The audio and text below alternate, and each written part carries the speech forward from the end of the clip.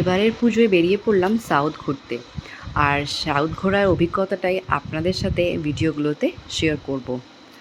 আমাদের ট্রেন ছিল সাঁতরাগাছি স্টেশন থেকে হাওড়া চেন্নাই সুপারফাস্ট এক্সপ্রেস। আমরা যাচ্ছি ভাইজ্যাগ আর বিশাখাপত্তনম। আমাদের ট্রেনটা 6:55 ছিল, আর পরের দিন নামাবে আমাদের বিশাখাপত্তনম স্টেশনে 7টায় সকালে। কিন্তু আমাদের ট্রেনটা ছাড়তে 1.5 থেকে 2 ঘন্টা লেট করেছিল। কিন্তু পরের দিন সকালে ঠিক সময় মতো 7টাতেই আমাদের বিশাখাপত্তনম স্টেশনে নামায়।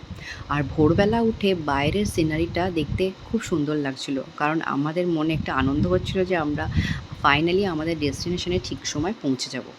তো আমরা 7টার সময় স্টেশনে নেবে বিশাখাপত্তনম স্টেশনে নেবে বাইরেটা বেরোলাম। আমাদের কোনো গাড়ি করা ছিল না, কিন্তু বাইরে বেরিয়ে 4 হুইলার, অটো, সমস্ত রকম গাড়ি স্টেশনে আপনারা পেয়ে যাবেন। আর সেই রকমভাবেই আমরা 2টো 4 হুইলার গাড়ি করে নিয়েছিলাম, যেটা আমাদের রিসর্টে নামাবে। কারণ রিসর্টটা আমাদের স্টেশন থেকে বেশ খানিকটা দূরেই ছিল, বিশাখাপত্তনম সিটির একটু বাইরে। তো আমরা সেই গাড়িটা করে নিয়ে বিশাখাপত্তনম সিটিটা দেখতে দেখতে আমাদের রিসর্টের দিকে এগোতে থাকলাম।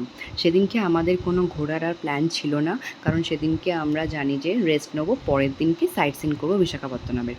তো আমরা এবার চলে এসেছি আমাদের বেলিফ রিসর্ট, যেটা আমাদের বুকিং করা ছিল। এইটা হচ্ছে এন্ট্রান্স, আর সামনেই রয়েছে রিসেপশন। রিসর্টটা খুব ভালোই ছিল মোটামুটি, কিন্তু মেনটেনেন্সের অভাবের জন্য একটু আমাদের ঠিকঠাক লাগেনি, কিন্তু অনেকটা জায়গা নিয়ে আর খুব সুন্দর প্লেসটা ছিল।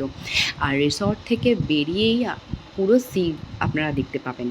আর এই রিসর্টে এসে আমরা তখন ফ্রেশ হয়ে নিয়েছি, তারপর আমাদের লাঞ্চ করার পালা। রিসর্টে আমাদের লাঞ্চ রেডি ছিল, ডাল, ভাত, আলু ভাজা, বাঙালি খাবার। কারণ এখানে বাঙালি খাবার চাইলেও পাওয়া যাবে না, সাউথের দিকে সবেতেই এখানে টক দেওয়া থাকে, কিন্তু খাবারটা ভালো ছিল।